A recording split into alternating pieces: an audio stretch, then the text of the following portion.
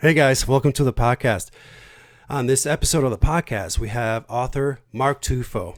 He created this series, Zombie Fallout. Just a fantastic series. We highly recommend it. I'm a gigantic fan, and it was such an honor to have him on. And such a cool guy. Very easy, very funny. It's just a fantastic time with him, and you're going to love it. And again, we highly recommend the Zombie Fallout. Check it out.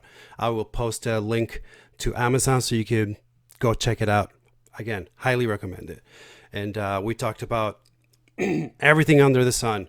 The series, obviously, but we also talk about life and things we like, hobbies and all that good stuff. And again, just a great experience, and I hope you like this. I hope you like this episode. As always, we're brought to you by amzn.to. Go to our website, gtfopodcast.com. On the top left, there's an Amazon banner there. Just click on that. That'll take you to amazon.com. And you can go there and buy any and all Zombie Fallout books available. Great deals, great book. Support Mark, support the podcast, and you get to read some awesome books. We're also brought to you by Geek Street Comics. You can find them on Instagram as Geek Street 101. They have great deals on comic books, comic book lots, raffles, and they even have free giveaways. So check it out, Geek Street 101 on Geek Street 101 on Instagram. And now, without further ado, here's the GTFO podcast with guest Mark Tufo. Got your happy ending. Feel the excitement build. Showdown in a ghost town. Oh man, I'm telling you. Well, dude, we got Mark Tufo on the podcast. I don't know if you noticed, but thank you for coming on, man. I really appreciate it. Yeah, I was told it'd be beer, so I'd go anywhere.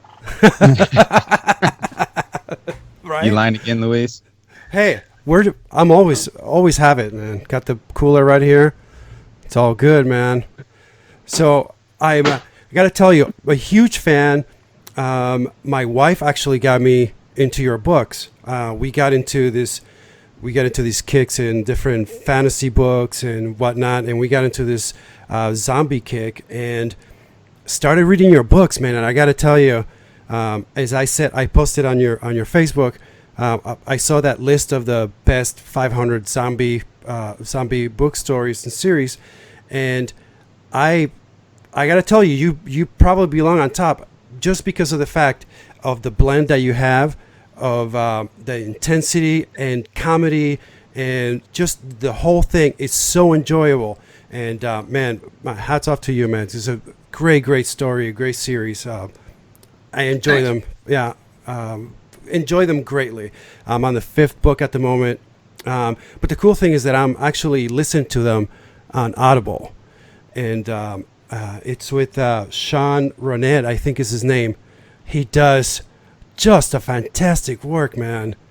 Sean is amazing. And, I've had the pleasure of meeting him twice, and oh my God! Talk about Talbot incarnate. I mean,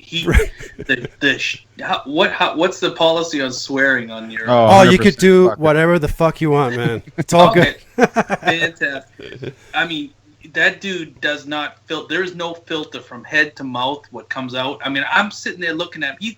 We had a whole bunch of people around us, and he was just spewing. And I'm looking over at him going, dude, are you really saying that right now? And, he's just funny. He's a real nice guy, down to earth. And, it's funny because folks have asked me, how did you find Sean Ronette? You must have done a lot of interviews, and you wanted to find the right voice for Mike Talbot. And it's none of that. It was when the audiobook company came to me and they said, hey, we got this guy, Sean Ronette. You want us to have him do your books? I was like, yeah, whatever. I don't even know who it is. Come to find out, he was just freaking perfect for the pod, so it worked out awesome. Oh, I love it. And that was, I got to tell you, because when I first started reading the book, I started with the hard copy on Kindle, though. And I do a lot of stuff outside. I do a lot of driving, and I'm just a huge fan of audiobooks, and I find that it's a really good um, it's a really good way to find and get into a book if you have a good narrator. And I've listened to books. I'm a huge Stephen King fan, and it's touch and go with his narrators, or if he reads them himself. It's too bad because I'm one of my biggest Stephen King fans, but I can't listen to any of them if he's reading them. It's just not good. But Frank Muller was unbelievable doing his book. So if you find that person that actually brings that character to life, and you can see him, I can see Mike Talbot. To me, you know what I mean? It's just he brings him to life, and it is just a freaking blast listening to him. And like I said, it's he's awesome. And I wrote a book, Callous Rose. It's a viewpoint from I want to say she's a 16-year-old girl. And my wife and I were talking about it, and it was like, well, who do we get to narrate it? And I was like, well, it ain't broke. Let's not fix it. Right? So we had Sean Runette do a 16-year-old girl, and he was freaking awesome, So it came out great. Yeah. Let him run with it. And, we've seen that problem before with, other authors have switched narrators from time to time. And that really just, especially in the middle of a series, and it's like, exactly. It's just like switching, Darren on Bewitched. Like, exactly. No one's going to notice that they switched it. I mean, they still got the same name, Dick, but you got Dick York and Dick Sargent. You're not supposed to notice it. It's going to take you out of the story. That's the truth. I agree. I think that people that would agree to do something like that probably haven't listened to a book and see how important it is to have that same voice, because like you said, it really screws stuff up. And it's just, they might be just fine. They might do the job, and but when you hear, like Chad said, they go, oh, nobody cares. We'll just switch it. It's an audio. Who's gonna complain? But we've been listening to this person. It's and it's like changing the character itself. So you're basically reading a different character, and it may or may not work for the best for the book. And like you said, just keep it. If it's not broken, man, just leave it alone. Yeah, 5 years ago when I did my first audiobook, I did not realize how big that market was. I mean, I remember audiobooks like my mom in the kitchen on a crappy old cassette player, listening to books on tape, and it sounded like a dude talking through a tin can. And it was just horrible. I was like, who listens to audiobooks? But, it's everybody. It's I do now. People that have a crappy commute, people doing housework, people doing yard work, people working out, and it's a huge market. And it's I'm friggin' stoked and humbled and honored to be a part of it, I mean, my job allows me to sit there and listen to audiobooks all day long. So it's either audiobooks or podcasts. That's what I do anymore. I mean, I don't even listen to music, except on the drive home. And that's only part of the time, because most of the time I'll just keep listening to the book on the drive home. It's amazing. I mean, if you get into a story, how quickly time just zooms, oh yeah, especially on a drive. I didn't have the luck of being able to work and listen to an audiobook. I'm sure that would have been fantastic, but definitely on a drive, you just boom, you're there. And absolutely, we own a house in Montana. We live in Seattle. And so we have like a 7.5, 8 hour drive. Depends if we have kids in the car or not, right? I know. Shut up, man. I've gotten enough speeding tickets. Fucking. Dude, I do that drive in 5.5, 6 hours. Moses Lake is horrible. They have these fucking airplanes. The airplane tracks you. Yeah. Shit. Dude, it's like a 40 mile range between Moses Lake and right before Moses Lake. And you'll be driving, and they're like, fucking, you get a ticket in the mail. Oh yeah, you were doing 80 or whatever, and they just fuck not you even over. Knowing you got busted. Nope. So that's why you always ride with the co-pilot. Like when I go over to Montana with my dad, we go to the same town, and my dad will be like, "Keep your eyes open," and we're driving along, and I'm looking up and out the whole time, trying to spot planes, and like, "Dad, plane," and he'll slow down, and then the plane will drift off, and I go, "Gun it," and he'll take off, and it's like we're just keeping watch for like the monsters flying around above us. But luckily, Maine is really good for the veterans. I have vet plates, and I had a stretch of about 2 months. I got pulled over like 5 times in 2 months. Oh dear Lord! I know. I didn't get one ticket. I mean, Really? it's not like this beautiful mug. So that was nice to walk away from 5 tickets with like, dude, slow the hell down. So I'm good. Yes, sir, officer. Right away, Yeah. officer. Yes, I'm sorry, officer. yep, you got it. Yes, sir. No, sir. My go-to is stopping before they stop me. I've done where I'm like 20 miles over the speed limit, and the second, like, there's a point, if you're lucky enough, you actually notice, you're speeding. There's no way you just spot them and freaking pull over. And I would say 3 times out of 4, they'll go, hey, slow down. Doesn't work all the time, but it works, well enough that you have to try it. And it's any way that you can try and get away from, getting a freaking $300 ticket. Yeah, see, I have to keep going because I got to get all my weed out of the car. See, Seattle, man. All legal, Washington. all legal, man. It's like going to Walmart. Just walk in there and they have everything. I know. We went to Colorado for a book signing last month, and oh my gosh, it was awesome. We walk into the weed store, and we get a concierge, and he's like, "Come look at all of our pleasurable stuff." And I'm like, "I want one of those. I want one of those." And 2 of those. Oh, it was. That's the West Coast. That's all we are. Is a giant fucking weed farm now. Yeah, I think. Maine is legal now. Really? Yeah, 2.5 ounces in personal possession. You can grow a couple plants. They have not opened stores yet, which because we just passed it this last November, so it's going to be a minute until they get some stores. Right. It took 2 years, I think, for it to get legal here in Washington for storefronts and everything to come up once they made it legal. But yeah, it's just silly shit, man. This should have happened, years ago. And, I agree. And I think I'm our just scared of the country's- edibles. I'm scared of those things. They're fantastic. They're sneaky. There's that thing you're like an hour in. I'm like, dude, I should eat more. I don't think this is you're retarded. Yeah, it's awesome. I got a quick story because I knew it was coming on the show. I didn't mean to have a story for this, but I did yesterday. Please. So yesterday, right? I don't know what the hell I was doing. I was just chilling around the house. I think because it was raining here, so screw it. I took an edible, right? And then my wife and I were talking. We needed something for dinner. So like, oh, screw it. I'll go get it. I'll go down to the store.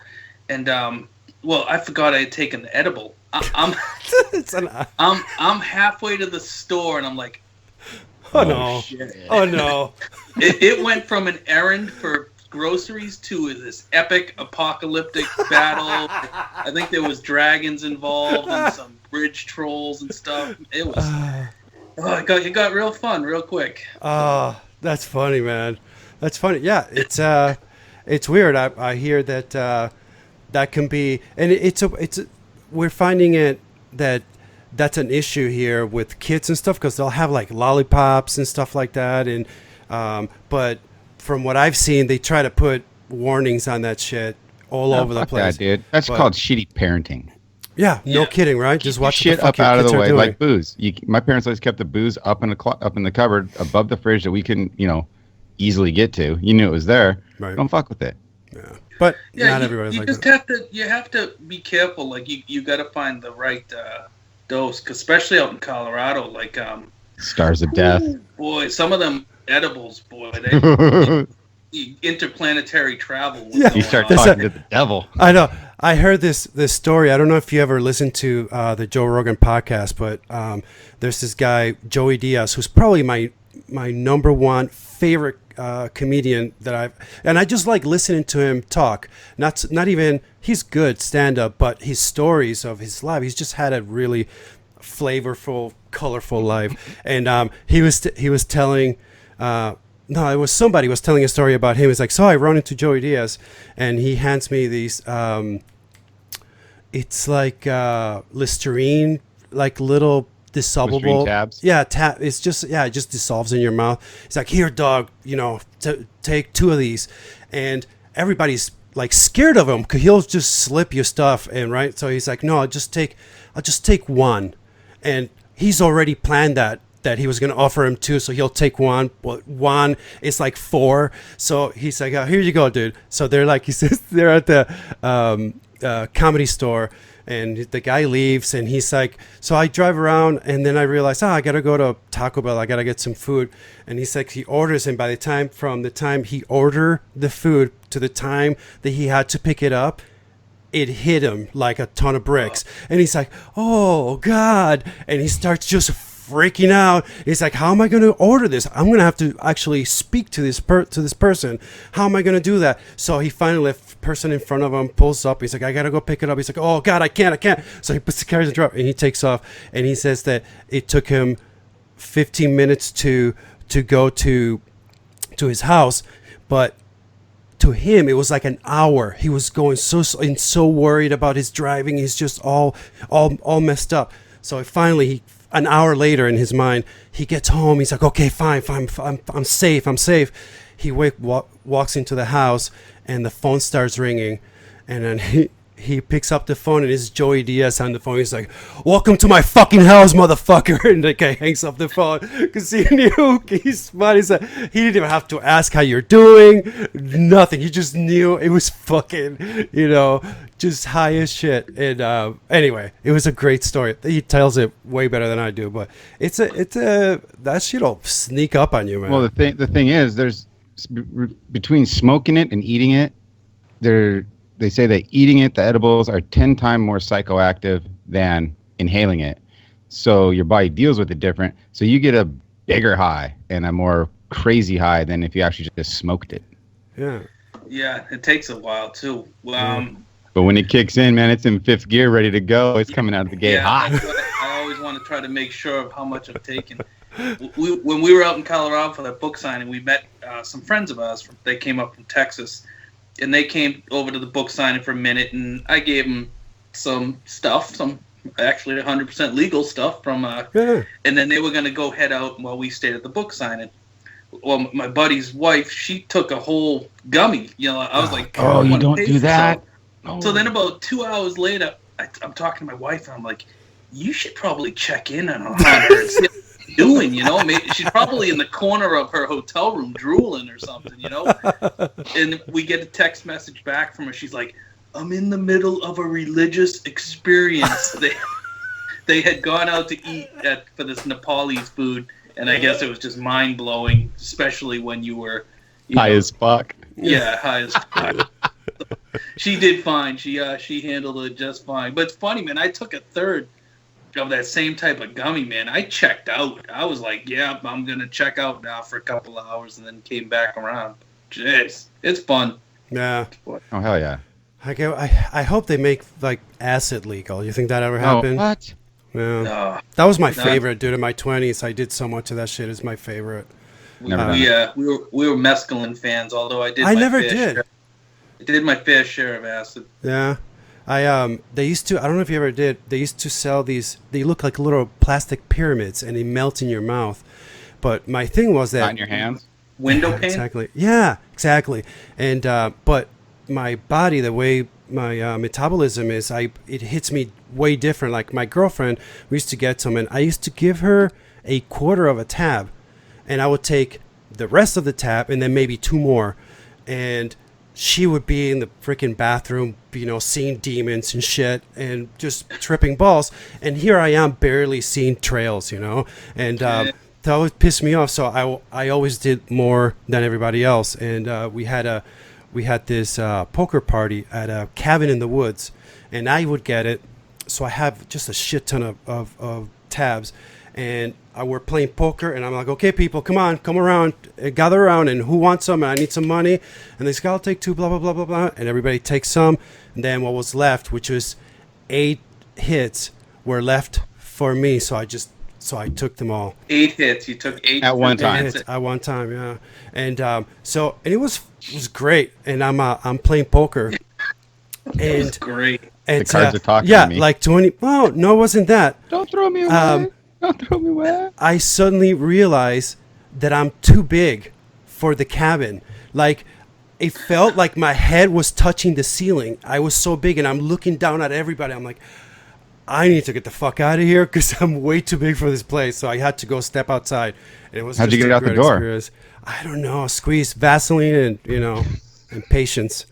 It sucks is I don't even know that you can get that stuff anymore. Now I they got know. idiots that are making this shit from these chemicals they're getting from China, and Yeah. They don't even really know what it is, and it God only really knows. screws people up. And it's like, Yeah.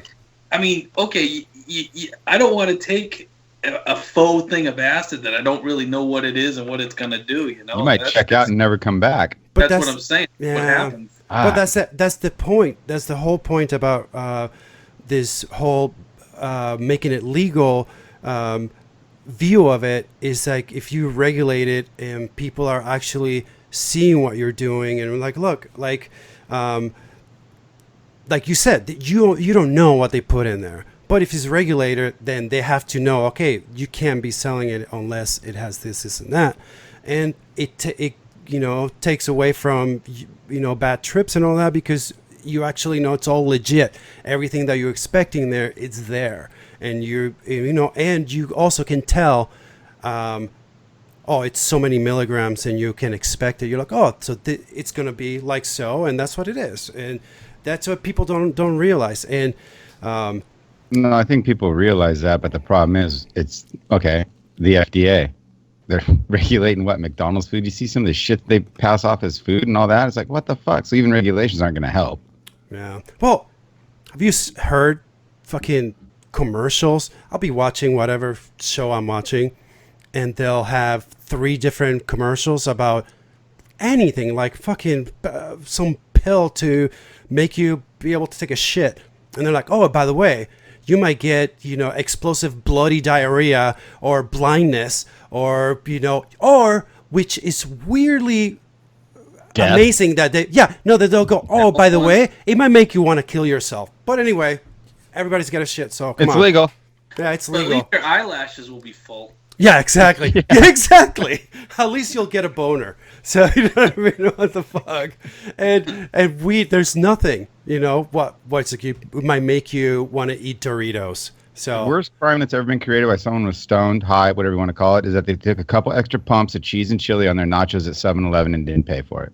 yeah, Bastard. because they forgot, not because they Yeah. tried. No, they forgot they already put 2 pumps on. They're like, oh shit, damn, Just I'm need sorry. to eat this now. Right. Fuck. That's funny as shit, dude. So Let's talk about the book. yeah, I was Seriously. gonna say, yeah, we went on a Oh, rant there. all right. Holy shit! You know? Like I said, I was trying to get Chad into this. I've been talking about this, and before that, I wanted to ask you: do you actually know Bobby Adair? Is that you actually know the guy, or you just kind of I connected do through know. the? I know. Wow, I do know Bobby Adair. Only through Facebook, but I count him as a friend. I mean, we've done things together. Sorry, my dog. It's all right. The American Bulldogs. Bullies, English bullies. Yeah. Let's see. Yeah. Let's see him. Where's your face? What's up, Where's your buddy? face? Oh, Oh, dude. She's a freaking monster. Yeah, I do know Bobby. Really good guy. I think we're gonna have a box set coming out here real soon as well. I think. Really? So. I Yeah, love he's good. I love his stuff. It's another. Both of your books are like on my top favorite zombie series. I just find it fascinating. Like I was telling Chad, and it's an art form to be able to make that subject. So it could be intense but funny, but it's not stupid funny. Like you can make it. Like scary movies. That now all of a sudden scary movies are, scary slash comedy, and it just seems hacky and just dumb. And you somehow have been able to do that without bringing down the story. It's still solid, and I love the way you do that. When you started writing it, did that come organically? That it became funny, or did you set out that's what you wanted to do? When I first conceiving the series in my head, I was actually going to call it Zombie Follies, and it was going to be a straight comedy. But then, once you start killing people, it kind of takes the comedy element out of it. So, sure. I just, Michael Talbot's a sarcastic asshole, and that's how he deals with the stress is through, almost comedy relief and banter, and that's how he makes it through his day. So, yeah, all the terror elements are there, but also, that roller coaster of making you have a laugh as well, So, like, one page you could be crying that somebody died, and 2 pages later, you're laughing your ass off. Yeah, that's the hope anyway. It works great, man. I'm telling you, it's very enjoyable. Like I said, I'm on book 5. I'm actually rereading book 5. I stopped. I'm hugely ADD.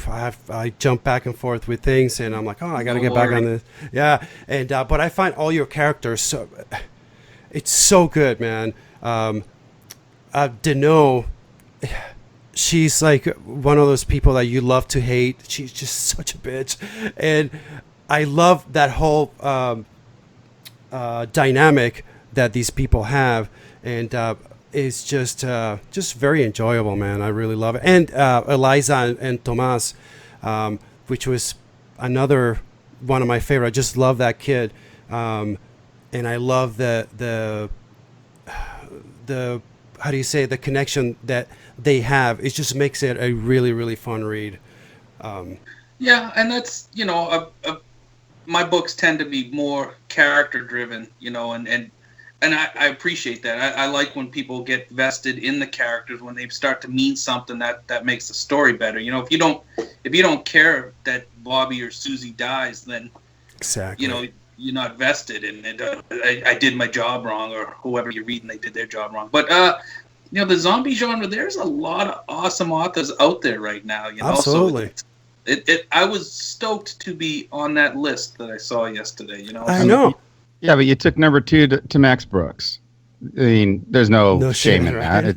It's Max Brooks. There's no shame here at all. Oh, hell no. I'm pretty stoked. Well, and it's not even number 2. Like, all of them, they're like, I was going through the list. It was like, the first Zombie Fallout was number 2, but then all the rest of them are right under there, man. Like in the top 20, your books are up there, which just totally belong there, man. Absolutely. Yeah, that kind of blew me away when I opened up the list and I saw Max Brooks. I was like, okay, I had a lot of people that didn't like the Max Brooks book. I really enjoyed it. Yeah, it was good. Maybe they should have named the movie something else, but that was enjoyable. It took me a little while to get used to his writing style, but once I got into it, I was like, this is fucking awesome, And then, so when I scrolled down, I saw my name at number 2. I was like, holy shit. Little Papa Bear. And then, I kept scrolling. It was like, oh. Yeah. And then I kept scrolling. I was like, oh. And I was, just blown away, honored, humbled. It was pretty freaking cool, It's an awesome list. I mean, I paid a lot of money to have that list done. Had to grease some palms. Come on, buddy. They did it right, Yeah. They hooked me up. Don't make it too It didn't obvious. look too contrived. Yeah, don't make it too obvious. Don't put me set up. number 1. Keep me number 2, all right, buddy? Yeah. World War Put Z me at is number gotta 1, be that'd be obvious. Go ahead and put Max up there. That's Yeah, fine. if all my books were tied at number 1, it would have looked bad. Yeah, I know, right? I'm starting the series after I get done with Warded Man. Nice, thank you. I hope you enjoy it, man. Oh, hey, I work in a door shop, so I got 8 to 10 to 12 hours a day. I can just sit and just listen to books now, and I'll finish them in like a week. You love awesome. it. I can guarantee you, man, you're going to love it. It's just, again, just an amazing, amazing story. And like World War Z, and I think that list shows that you can tell a story, and there's a shit ton of zombie stories, but what you It's see almost oversaturated, right? But what you see in the list is people that didn't just do a zombie story, like Max Brooks. What he did with World War Z, it was he changed it. It was like something. Oh, this is not just this guy's got stuck in a town and blah blah blah. He took it to another level, which is what you did, and what I think Bobby Adair did with your zombie stories. It's not just your regular zombie story. There's something that is unexpected, and it's just refreshing. I just love it, man. I can't say enough. What I was trying to avoid, I'm a zombie fan too. I read it a bunch and I love it and I enjoy it.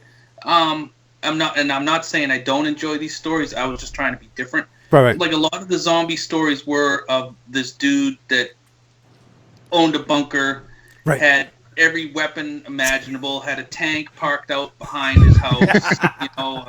He had gunships and the Apache in the back. Yeah, right. And I didn't want it to be that easy. I wanted it to be a struggle. I wanted it to be hard. Like they had to go find weaponry and stuff like that, and not just be all driving in the back of the Ford F-150 with 30 guys friggin' opening up with machine guns. We've been waiting for this. We're so ready. And that's what I was trying not to shoot for that. But don't get me wrong, I've read a bunch of them and I enjoy them. So I was just that was not the road I wanted to travel down. Okay, so I know nothing really about the series. I kind of just kept my nose out of it because I'm going to start it and just be all fresh-eyed. I knew we were talking to you. I've glanced over a little bit, but I didn't read up on anything. With you being in the Marine Corps, did that influence the way you wrote the characters and how they reacted to situations? I did not write a military zombie story. There's some great ones out there. I think Sean Chesser, John O'Brien write from military angles. Right. The lead character is I hate to say former Marine because Marines will get on me. He is a Marine. He was active in the Marines previously. Don't ever say that in front of my dad. Yeah. So, it didn't, not so much like tactics and all that stuff. Because Mike Talbot is a family man and his main goal is to get his family and his friends through this shitstorm. Okay. So there's not a whole bunch of military tactics going on in this, or lingo, or any of that type of stuff. All right, so he's not like a one-man wrecking crew coming through and doing anything. No. All right. No. Dude, it's so I funny. like it even better now. No, and he has a phobia, which is another. He's a germaphobe. He's a germaphobe, which is fucking so fucking funny. It's just great, man. It's just great. Right. I can't highly, and I will push it. Anybody that I talk to, I tell them, when we're talking about books, your books come up, and I just highly recommend them because it's a different take on this old subject, and like I said before, it's fresh and it's just good. And that whole point of him being a germaphobe in a zombie, which isn't just the smell of everything. I can't even fucking comprehend, and that it doesn't even get really addressed in most zombie stories. It's like, it's gotta fucking stink so bad. You get that shit on you, man. And here's this guy that can't fucking, you know what I mean? He just freaks out not only by the fact that there's fucking, Walking Dead, but don't fucking get that shit in my hands, man. Come on. Yeah, there was a scene that was cringeworthy for me where a woman had gotten eaten in her car, and they needed to take her car. Obviously she was dead, and they had taken Mike and moved her out of the seat, and then when he sat down, he was immersed in her goop, and he froze. Like, he lost his shit. He couldn't do anything, and that was a fun scene to write. So it as long as it's fun and I'm having a good time, I'm having a blast. So. You gotta have a scene where he's just bathing in Purell. Yeah. He's just pouring bottles of Purell on him and rubbing it all over and everything. I think there is. There is. Yeah. Yeah. Mm-hmm. It's funny. tough, I'm 10 and a half books into this series. I can't always remember what has happened and what has not. Oh, ask Luis. I'm sure he'll know. Well, I'm on 5. But shit. But I'm definitely gonna get there. Yeah, I'll just make sure to punch every once in a while, just to keep the listeners on their toes. Charm back that we're actually talking. Yeah. What's nice about my readers is they tend to be very vocal, like you, and shout it from the rooftops about these books. And I mean, that's shit. Word of mouth is probably 80-90% of my my ad revenue. That's my advertising. So yeah, because honestly, if I trust Rico here, he likes a series of books or whatever, and he'll turn me on to them, and then I'm like, oh shit, that was a great series. And then if he says, hey, check out this one, I'm more than likely going to check it out because I trust him for what he said. So, and then a friend of mine, I say, hey, check out this book. They check it out. I mean, yeah, it just gets around, and because you trust the source it comes from. Sure. I mean, yeah, it's not like I got TV ads running or radio ads. I mean, and I'm for the most part, I'm an indie author. I'm a hybrid now. So, but yeah, I'm definitely at first it was word of mouth, and that's huge. I love that people are like, yeah, you should check these books out. So. Yeah, I'm a huge proponent of that. If you're, especially because I've known when I first started reading it, I believe that's how my wife found it. She does this search for books that just came out of indie writers, and we just love finding, the people that wouldn't necessarily be all over it, and we have an audience. I'm in a band that has a big reach, so anything that it's linked in any way to our subject matter, and we, like I've told you before, we're just a giant, nerd band, and so all these people that follow us are interested in finding other things. So I'm always, hey, you guys need to listen to this, you need to read this is super cool. You might not have heard of it, but I think it's it doesn't take much, and when you love something and you talk about it and people get it, you're like, oh, this guy is, I'm not just talking out of my ass, oh yeah, this is some commercial that I'm doing. This is something that I love. And when you're talking about it, people get that. I'm like, fuck, like me and Chad talk, I'll go on for 15 minutes. Like, dude, you got to read this, and this is why you got to read it. This is so cool, blah, blah, blah. And people love that. And if we can do that for somebody that's trying to, get their leg up and what they're doing, it's super cool. I find that, great. That's how stuff gets around, and like small bands get bigger, get more a bigger audience, and authors and artists and whatnot. And all right, who do I make the check out to? No, man, it's a pleasure and it's an honor to have you on. I was telling my wife, I'm like, oh my God, look, Mark Tufo. And she's like, are you fucking kidding me? I'm like, no, Mark Tufo. I know, right?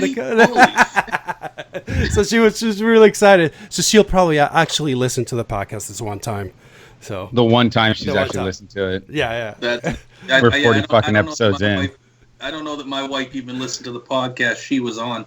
Oh, really? Yeah. I don't. Does she also write? No, she is the business end of it. Thank God, because I am fucking clueless.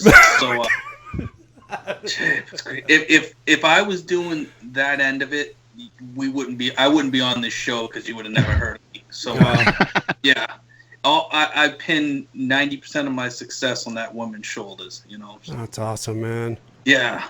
So we're a team now, Not at first. I was just kind of writing to write and stress relief, and then, and she was kind of putting the books. She encouraged me. We put the books up online and stuff like that, and then we sold one book, and then we sold 10 books, and we sold 100 books, and then so we just kind of like, maybe we can do this. Yeah. So we went full tilt into it, Hey, go both big or feet go or home. no feet. Yep. Fuck yeah. That's exactly how we did it. It's terrifying, but that's how we did it. Oh, that first step has got to be a motherfucker. Yeah. All in, bitch. What? You have no idea, man. It's still terrifying, So, I mean, because, Amazon is the big boy in the block, and that's where we do most of our sales. And when they change things change, and they get scary, and you never know how things are going to work out. And it's like, I don't want to go back to a fucking cube, man. Nobody wants to be next to me when I'm in that fucking cube. So, oh God. So I just keep plugging away. Okay, so do you watch any of the zombie TV shows that are out? Yeah, I love The Walking Dead. Okay, what about the other one? What was that, Z Nation? Z Nation. I tried. I tried too. Okay, good. It's not just me. I felt bad. I thought it was just me, but okay. I tried because it's a zombie show, and I like zombie shit. I really do. It was too campy, I guess, for me. That's exactly what I was thinking. Too much of a joke. Yeah. Yeah, I don't mind humor, obviously, because I write it and I enjoy humor. Campy's not really not my cup of tea. What about iZombie? Where the hell's that? It's the girl on WB. Is it WB? It was it's a a comic comic book. Yeah. Is it still on? I think the I second believe so. season just started recently. Third season rather. Oh shit. I only watched the first 3 episodes and I said I'm out. Yeah, what was the matter with it? I just didn't like the story. Was boring to me. You know what? It was funny is I never even. Sorry, my chair is. No, don't worry about it. I didn't even watch Fear the Walking Dead. There was so many people online were just like, this show sucks. I was like, I'm not even wasting my time. If this many people are calling bullshit on the show, I'm not even gonna watch it. I just watched it because Ruben Blades is in it, and he's like one of my childhood heroes. Because he's Mexican, right? He's Panamanian, you fuck. Okay, let's check. So Ruben Blades is a huge singer, and when I was growing up in Puerto Rico, he's like one of the best salsa singers or whatever. So it's like, music of my childhood and stuff. And he's just a badass Harvard graduate, and just a smart guy. By the way, if you watch, I don't know if you ever seen Mark Anthony and J-Lo made this movie called El Cantante. It's called The Singer, and it's about Hector Lavoe, who is another salsa legend in Latin America. And sorry, it's a stupid. This is for me. He has a song called El Cantante, which basically made him, right? And it was written by a young Ruben Blades who plays in Fear the Walking Dead. He wrote this song, played it at a bar, and Hector Lavoe was there. That's all he wanted to do is for this guy to hear it. And after he was done doing the song, he walks up to Hector Lavoe and gives him the song. He's like, "This song is your song. It's all yours. You don't have to pay me for nothing." And it became his song, El Cantante, which is the name of the movie, is this name of the song. And it was written by Ruben Blades, which is, I thought it was fucking, it's like, some young Stephen King comes to you, say, this story, this is yours, take it. I'll take it. Right? Take it. Yeah, that's what I'm saying. Yeah. How freaking cool is that shit, right? And that's how Steno is this guy. My normal movies, like, shit has to blow up. Those are the movies I watch. Oh, yeah. Well, I need explosions and bullets. Yeah. 30 Days of Night. It's probably, oh my god, what a great fucking movie. Just recently, I have 2 girls and they're turning 16. And, we were bastard. Oh, dude, I have the gun under my desk any day now. And one girl, she broke me, man. She snapped me in half. I got a 15-year-old boy, almost 16, so I'm good at that. See, I can deal with that. Yeah, I can deal with that shit. Well, we had girls, nope. Our eldest, he's 26 now, and he was, you get, your troubles or whatever that happens, and at the time you're like, God damn it, this was hard. But then, fast forward, now I got these 2 16-year-olds, and I'm like, fuck. I called my son. I'm like, he's like my best friend. We talk multiple times a day. I'm like, dude, you are so fucking easy, man. God, I miss racing you, because you were seriously, and but I love you. Gotta love them. But, see, Mark, this is what I have to do every so often. So as we were talking about Fear the Walking Dead, Rico, I got to bring us back. Oh, you're pulling them back in? Come back! Yeah, it's just a fucking tangent from hell, and it's going to go for another 20 minutes if I don't interrupt him because he's fucking Puerto Rican and they don't stop talking. I'm telling you, dude. I can't help it. This is why we made the podcast, because my wife is sick of me telling her my stupid stories, right? Telling her that, so you got me roped into this shit, and now you sit here and tell me it. And I'm your fucking therapist. I'm like your fucking white Dr. Phil. Listen, Phil, it's all good. It's all good. Anyway, so Fear the Walking Dead, Ruben Blades.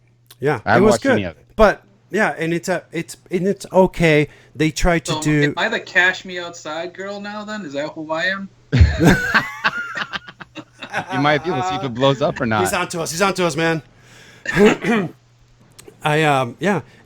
They try to do a different take on the whole Walking Dead series, but it ends up being, maybe 5 episodes is all different, and it ends up being all the same shit anyway. But the whole thing is, all I got the premise is that this happens day of outbreak when it starts, whereas Walking Dead starts, was it weeks or months after the outbreak has happened? Right. So you're seeing people having to react to it initially when it first started, instead of reacting to it because it's already happened. But eventually, it's the same shit. Is what I'm saying. Right. But it's West Coast, too. Episode 10. Yeah, right. I enjoy it. But like I said, I love all those zombie stories. I think what's the English one? 28 Days Later. Yeah. And they have the fast. They weren't zombies. They were. What were they called? Yeah, I'm you know, infected. I know the purists, but I love any of those types of flicks. I love that. There's one with I want to see it. I keep seeing it on Facebook. Some train to someplace, but it's a Korean movie. It's Korean, yeah. It's freaking awesome, and I want to catch that one. I heard I had reviews about it. It's on my queue for sure, for sure. Yeah, I love it, man. I my parents never did anything with it, so my sisters used to take me out to watch movies and stuff. So I've been watching this since I was 7 years old. I don't know if you've ever seen the movie Zombie.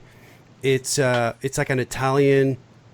It's like one of these the same people that do Italian Western movies, but they got into Fulci. I believe so. It's some Italian director, and it was badass. If you ever check it again, it's a 70s movie.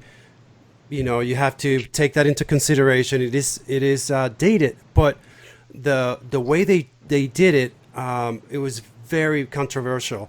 They have this one scene where this chick is in a closet and a zombie punches the door in the closet, and there's this giant sliver sticking in, and he grabs her by the hair and starts pulling her.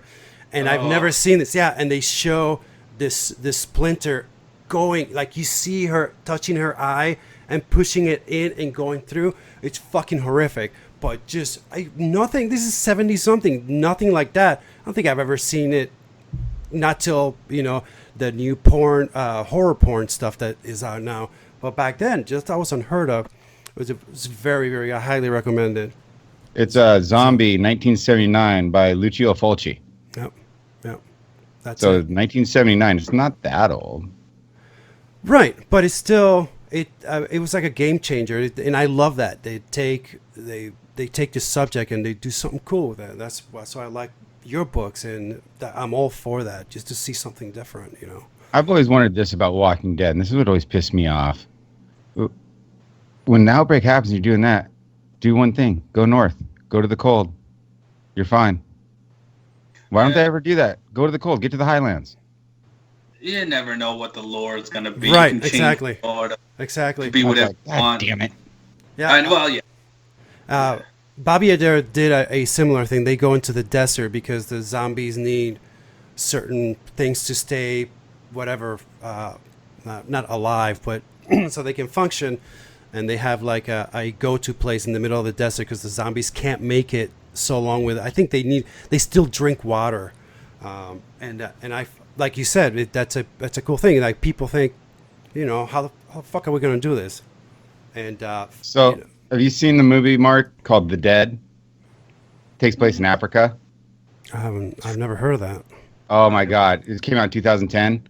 IMDb gives it a fucking 5.8, which I call bullshit on. I have it on Blu-ray. It's probably one of the best zombie movies I've seen in a long time.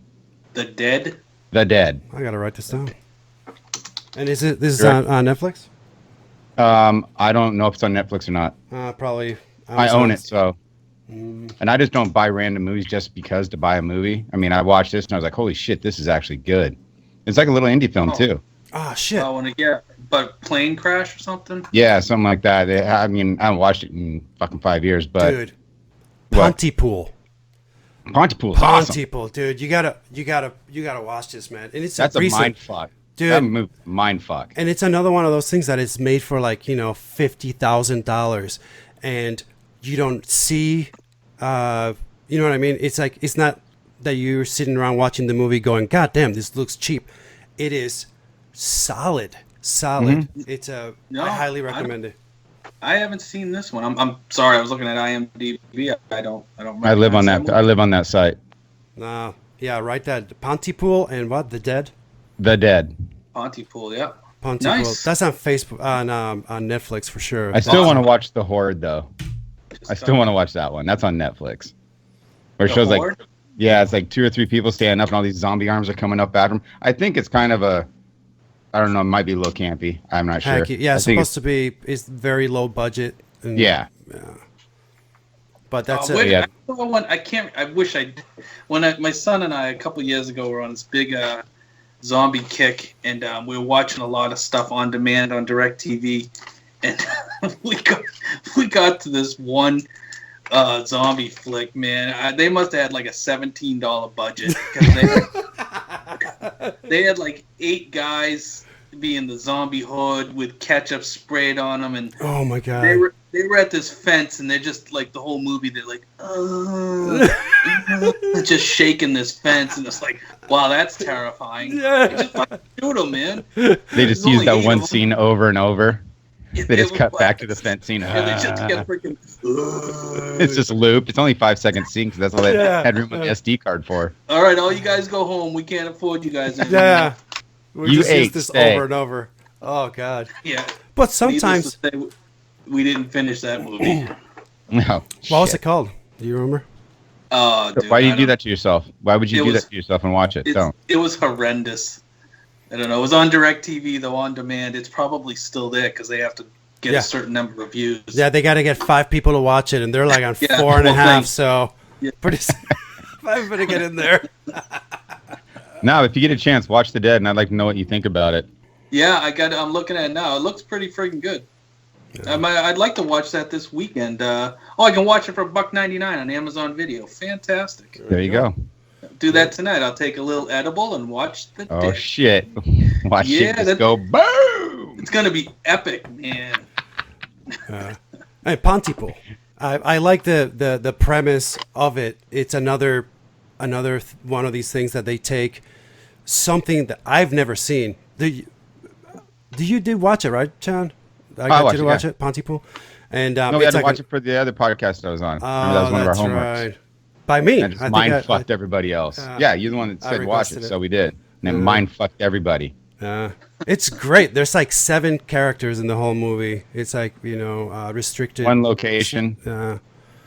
Restricted storytelling. It was great. Restricted or not, it was a great story. That was like what Cloverfield Ave or whatever the hell that was, Cloverfield Lane. Oh Both. yeah. Yeah. I didn't mind it. It was I didn't pretty watch good. that one yet. John Goodman. Yeah, He was so good on that. I like that's not my normal fare. I like the monster flicks and stuff, but that was a very intense movie. You know that they were in that bomb out shelter pretty much the entire flick, and it was good. I enjoyed it. Yeah, Pontypool, they're stuck in a radio station. Is it during a snowstorm? Yep. He just Yeah, goes that- into work and dude's about to get fired or something. It's like, dude, it's so good. It's so good. Pontypool. Pontypool. Yep. Ponty pool. And Pontypool is a town in Canada, I believe. Okay. And honestly, Fantastic. Memorial it's kind of a mind fuck. But You'll it's, sit there and just go, it's what so the good. fuck? It's so good. So good. Like, did you ever see the movie 23? The number 23 with Jim Carrey? Yep. After I watched that, I started noticing the number 23 fucking everywhere. Yeah, And I was just like, it's oh, that mind fuck. God damn. I had to get out of that rut. This is what Pontypool will do to you for a couple of days after watching it. Absolutely. So don't take an edible before I watch the movie. Okay. No, you must. That's the. Yeah. Expand, man, expand. Just magic think, what if mushroom? CAT spelt dog? Boom. What? Yeah. Mine melted. Like Exactly what it is. Speaking of that, a friend of mine did this painting of the Sandman. I don't know if you read comic books at all, but he made this painting of Morpheus of Sandman, and it's about a mindfuck. That's why I'm bringing it up. And so we're all about to do acid in my apartment, and we're about to go get beer, and my buddy. He was my friend's roommate at the time, so he was in the apartment when my friend was painting this painting for me. And he casually says, he's like, hey, I put a little hidden thing in your painting. It's kind of cool. I kind of enjoyed it. He just kind of threw it out there, right? And I'm like, oh, yeah, whatever. Okay, we got to go, dude. And I'm like, we got to go now because we just dropped and we want to come back in 15 minutes when it hits. So just make yourself, lock the door when you're done. So we leave. We come back. And as we walk in the apartment, we notice that there's a little sticky note on the painting, and it says, "I bet you can't find the hidden picture on this painting. And I'm like, oh my god, that's so cool. So we take the thing and I'm like, oh, that was kind of cool. And we go to start the stereo so we can listen to music and trip to that. There's another little sticky note, and he says the hidden picture is not here, dude. And I'm like, okay, that's fucking cool. So I rushed to the phone to call him to tell him how cool it is. And there's a note on the phone that says, dude, the hidden picture's not here either. And then we start fucking going, dude, this is so cool. All fucking night we kept finding 8 hours later, oh 9 my people god, around dude. to keep pictures. It was one of the best. I can't fucking find it, man. I know, dude. But we just kept laughing. Finally, it's like 7 o'clock in the morning, and I go to take a shower before going to bed, and there's the very last note was in my shower, and it says there's no hidden picture on the painting. Oh, that ain't cool. No, but it was cool because he kept the whole thing going all night. So I was like, you ever watch Goodfellas when Ray Liotta hears that they do the heist and he's like, oh no, Bobby. That was me in the shower going, fucking Thomas, oh, fucking awesome. I bet you guys found about 38 hidden pictures in there. Oh, dude, of course. We're like, dude, there it is. Is that a cat? That's a fucking cat. Thomas or a cat or something. It's fucking cool. Anyway, I love that shit when, and he didn't do any drugs whatsoever. Totally clean cut, but he was, he was cool like that, man. Fucking Thomas. It's great times. Good times. So, hey, we can call it a podcast if you want, or we can keep talking or whatever. We have about an hour, but if you're enjoying doing this, we can keep going if you want, unless you're doing something. I am in the midst of cleaning my yard. So yes, in Maine, when the winter recedes, you have a very limited amount of time to go in and do what needs to be done before winter comes back and says hi. So, yes, Memorial Day weekend is spent cleaning the yard. Well, happy Memorial Weekend, man. Good luck doing your work. Thank you for coming on, man. We really appreciate it. Again, thanks for having me. I appreciate it. It's an honor to get to talk to you. And again, I will That's hilarious. But thank you. I appreciate the sentiment. No problem. No problem. You will make fans, by the two of us. We're going to promote your stuff because, again, I love it. And that's just how I am. As you can tell, I will not shut the fuck up. So, and we whore this show out to anyone and everyone. So yeah, absolutely. Everybody's going to be seeing this. So we're just you have to as indies. You have to. It's almost you almost have to whore yourself out. Oh hell yeah! That's the only way you're gonna selfless promotion, right? Fucking sucky 4-5 Bucky. Fuck yeah, whatever it takes. I'll do it for two. Exactly. I'll undercut people. And it doesn't hurt anything, and it's just cool to promote things you love, and it doesn't matter where it comes from. It's just cool, and everybody that hears it and knows you love it are that much more interested. It's like, I want to see what the fuck Rico keeps talking about. Let's check it out. So we will do that. And again, thank you for coming. I appreciate it. Nice meeting you both. All right, nice take care, man. And good luck with a happy Memorial Day and all that good stuff, man.